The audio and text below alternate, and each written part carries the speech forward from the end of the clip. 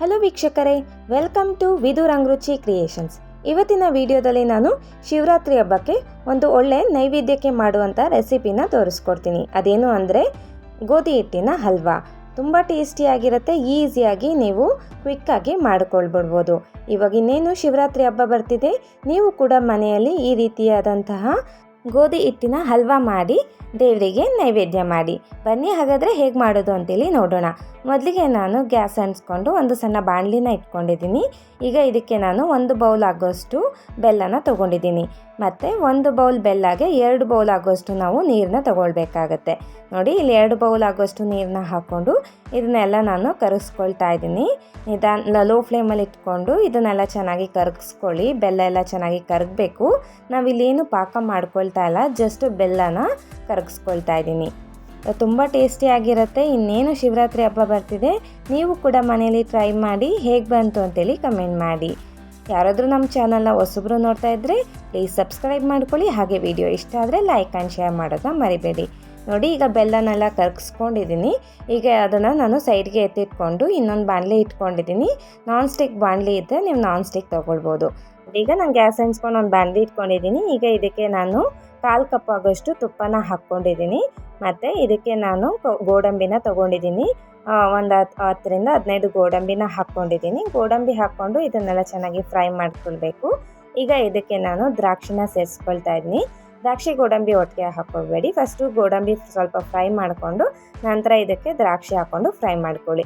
ಯಾಕೆಂದರೆ ದ್ರಾಕ್ಷಿ ಬೇಗ ಫ್ರೈ ಆಗಿಬಿಡುತ್ತೆ, ಅದಕ್ಕೋಸ್ಕರ. ನೋಡಿ, ಈಗ ದ್ರಾಕ್ಷಿ ಗೋಡಂಬಿ ಹಾಕ್ಕೊಂಡು ಫ್ರೈ ಮಾಡ್ಕೊಳ್ತಾ ಇದ್ದೀನಿ.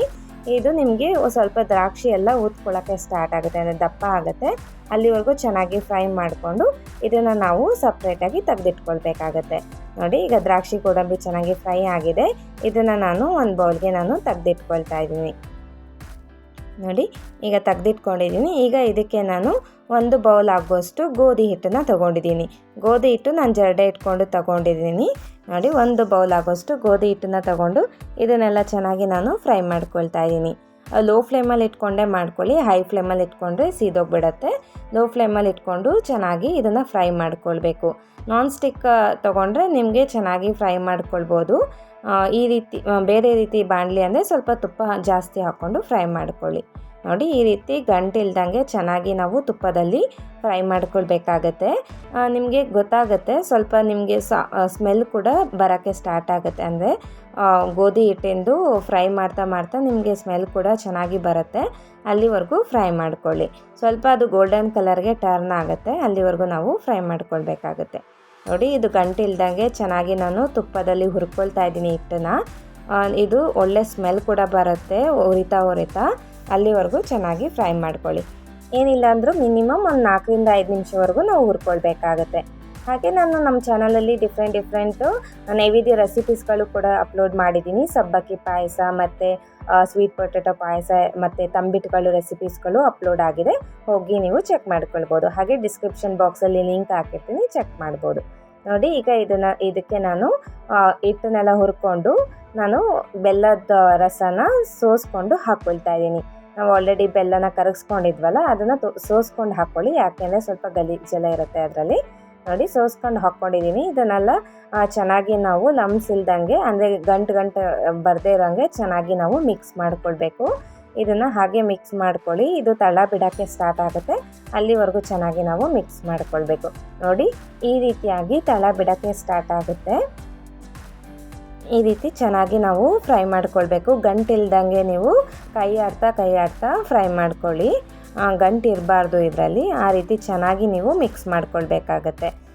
ನೋಡಿ, ಈ ರೀತಿಯಾಗಿ ಚೆನ್ನಾಗಿ ನಾನು ಫ್ರೈ ಮಾಡ್ಕೊಂಡಿದ್ದೀನಿ. ಈಗ ಇದಕ್ಕೆ ನಾನು ಇನ್ನೂ 1/4 ಕಪ್ಪಷ್ಟು ತುಪ್ಪನ ಹಾಕ್ಕೊಳ್ತಾ ಇದ್ದೀನಿ. ಅಂದರೆ ಟೋಟಲ್ಲು 1 ಕಪ್ ಗೋಧಿ ಹಿಟ್ಟಿಗೆ ಇಲ್ಲಿ ಟೋಟಲ್ ಅರ್ಧ ಕಪ್ ತುಪ್ಪನ ಬಳಸ್ಕೊಂಡಿದ್ದೀವಿ. ಅಂದರೆ ಸ್ಟಾರ್ಟಿಂಗಲ್ಲಿ 1/4 ಕಪ್ ಹಾಕ್ಕೊಂಡಿದ್ದೆ, ಇವಾಗ 1/4 ಕಪ್ಪು ತುಪ್ಪನ ಹಾಕ್ಕೊಂಡು ಇದನ್ನೆಲ್ಲ ಇನ್ನೊಮ್ಮೆ ಚೆನ್ನಾಗಿ ನಾನು ಮಿಕ್ಸ್ ಮಾಡ್ಕೊಳ್ತಾ ಇದ್ದೀನಿ. ಈಗ ಇದಕ್ಕೆ ನಾನು ಹುರಿದಿಟ್ಕೊಂಡಿರುವ ದ್ರಾಕ್ಷಿ ಗೋಡಂಬಿನ ಸೇರಿಸ್ಕೊಂಡಿದ್ದೀನಿ. ಹಾಗೆ 1/4 ಟೀ ಸ್ಪೂನ್ ಆಗೋಷ್ಟು ಏಲಕ್ಕಿ ಪುಡಿನ ಸೇರಿಸ್ಕೊಂಡಿದ್ದೀನಿ. ಈಗ ಇದನ್ನೆಲ್ಲ ಚೆನ್ನಾಗಿ ನಾವು ಮಿಕ್ಸ್ ಮಾಡ್ಕೊಳ್ಬೇಕು. ಹಾಗೆ 1-2ರಿಂದ 3 ನಿಮಿಷ ಚೆನ್ನಾಗಿ ನೀವು ಮಿಕ್ಸ್ ಮಾಡಿಕೊಂಡು ಫ್ರೈ ಮಾಡ್ಕೊಳ್ಳಿ. ನೋಡಿ, ಈ ರೀತಿಯಾಗಿ ಚೆನ್ನಾಗಿ ಫ್ರೈ ಮಾಡಿಕೊಂಡ್ರೆ ಸುಲಭವಾಗಿ ನಿಮಗೆ ಗೋಧಿ ಹಿಟ್ಟಿನ ಹಲ್ವಾ ರೆಡಿ ಆಗುತ್ತೆ. ನೋಡಿದ್ರಲ್ವ ಎಷ್ಟು ಸುಲಭವಾಗಿ ಗೋಧಿ ಹಿಟ್ಟಿನ ಹಲ್ವಾ ರೆಡಿಯಾಗಿದೆ ಅಂತೇಳಿ. ಇನ್ನೇನು ಶಿವರಾತ್ರಿ ಹಬ್ಬ ಬರ್ತಿದೆ, ನೀವು ಕೂಡ ಮನೇಲಿ ಈ ಹಲ್ವಾನ ಟ್ರೈ ಮಾಡಿ ಹೇಗೆ ಬಂತು ಅಂತೇಳಿ ಕಮೆಂಟ್ ಮಾಡಿ.